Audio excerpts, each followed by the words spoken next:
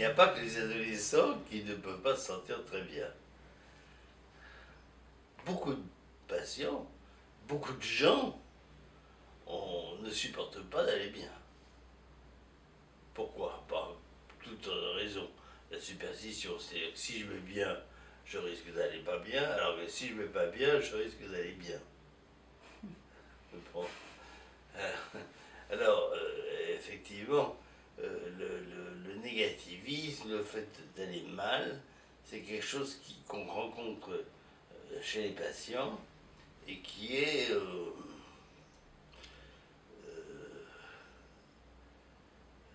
vraiment fondamental. Je crois que c'est lié à la pulsion de mort, enfin, je pense, enfin, c'est lié au négatif, c'est lié au fait que être bien, ça renvoie à la toute-puissance, ça renvoie à des choses qui sont, je pense, pour l'inconscient, assez dangereuses. Parce que ça, le summum du bien, c'est la jouissance incestueuse, c'est le summum de l'état bien. Et donc, je pense que c'est à cause de ça qu'on se croit obligé de pas aller bien. Et alors, ce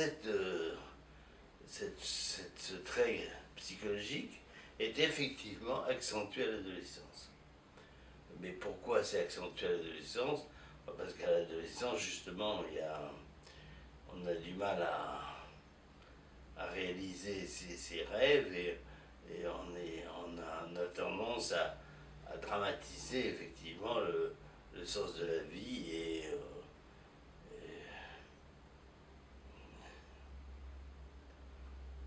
je me rappelle d'un adolescent qui disait en hôpital de jour, qui disait je vais bien, je vais grave bien, je vais grave bien. C'est-à-dire qu'il était tout étonné lui-même d'aller mieux.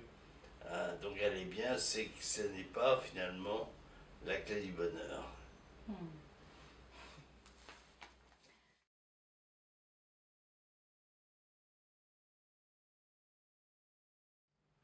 Bon alors c'est vrai que, les jeux vidéo en particulier sont une dérivation, c'est une dérivation de toutes ces pulsions, c'est possible. Mais il y a pire que ça. Ce qui est pire, c'est que ça devient chez certains une vraie addiction. Une vraie addiction, c'est-à-dire quelque chose d'identique à une espèce de drogue. Mais en plus, ce qu'il faut dire aussi, c'est que l'adolescent ne fait pas tellement la différence entre l'imaginaire et le réel, et que cette facilité de tuer les gens en jeu vidéo ou d'être tout puissant dans une espèce de guerre fictive et imaginaire, ça peut entraîner chez certains adolescents perturbés, ça peut entraîner des passages à l'acte. D'ailleurs, régulièrement, on voit tel adolescent qui était accro au passage à l'acte, des adolescents criminels, on voit ça régulièrement. Et régulièrement, on soulève de nouveau le débat de ces jeux vidéo et de.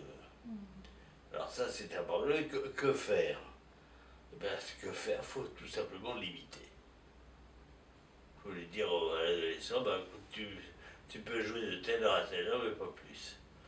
Et c'est le seul moyen, si vous en connaissez d'autres éléments, alors évidemment, le reste, c'est d'entraîner l'adolescent dans des jeux collectifs, des choses où il ne va pas s'enfermer tout seul dans cette solitude ludique.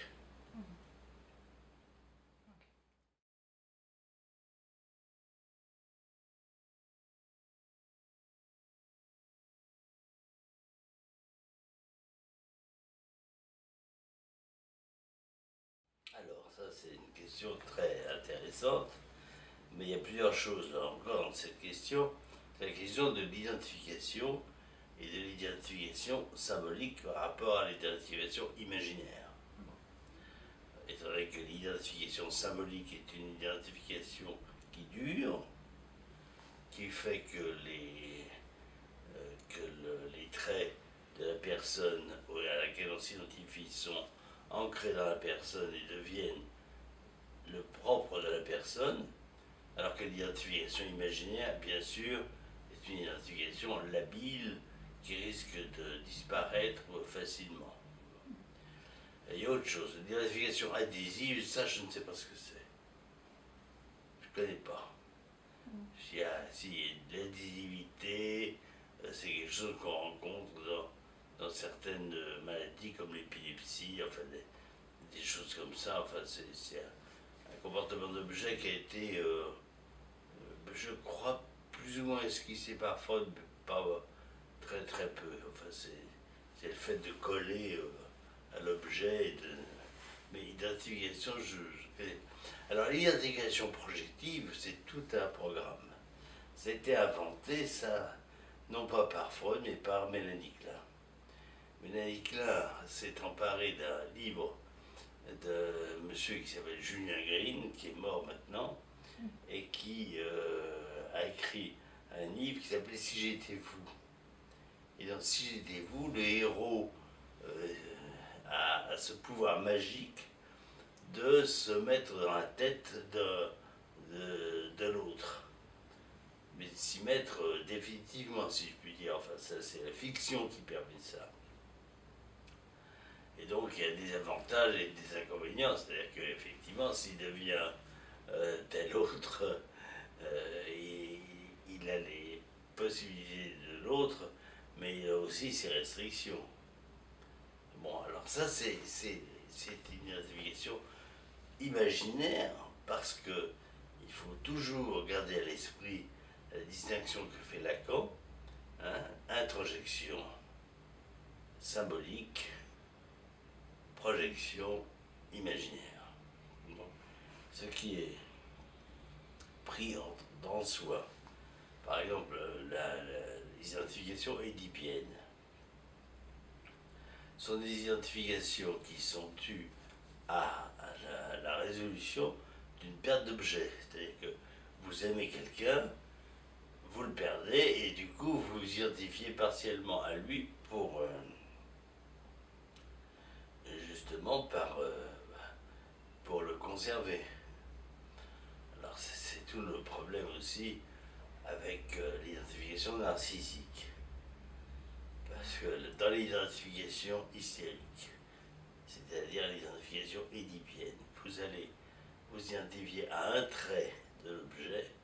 Par exemple, si vous aimez votre père et que vous n'êtes pas sa femme, puisque vous êtes sa fille, eh bien vous allez, au moment du complexe d'Édipe, vous allez garder un trait de votre père. Par exemple, je sais pas moi, s'il aime le chocolat et que vous aimez le chocolat aussi, enfin bon, des choses comme ça. Dans l'identification projective, c'est tout, dans l'identification narcissique, dont on ne pose pas la question là, c'est plus grave si je veux dire. C'est-à-dire que c'est une identification totale à l'objet. C'est une identification dont on retrouve la base dans Deuil et mélancolie de Freud, hein, c'est-à-dire une identification totale à l'objet. L'objet est pris en soi, et du coup la relation d'objet disparaît. Alors que chez vous, vous allez garder l'exemple que je prenais avec le père, vous allez garder en fantasme l'amour que vous avez pour le père, et même si votre père meurt, ça ne va pas disparaître. Hein, vous gardez en fantasme une fidélité à lui. Dans la mélancolie, c'est une disparition totale du lien à l'objet et une identification à l'objet qui est pris mise à la place du moi. Hein, et qui du coup, mais l'objet qui est pris à la place du moi, c'est un objet qui est forcément méchant, puisque c'est l'objet qui vous a quitté, qui a disparu, etc. Et on retrouve cette identification narcissique dans quoi?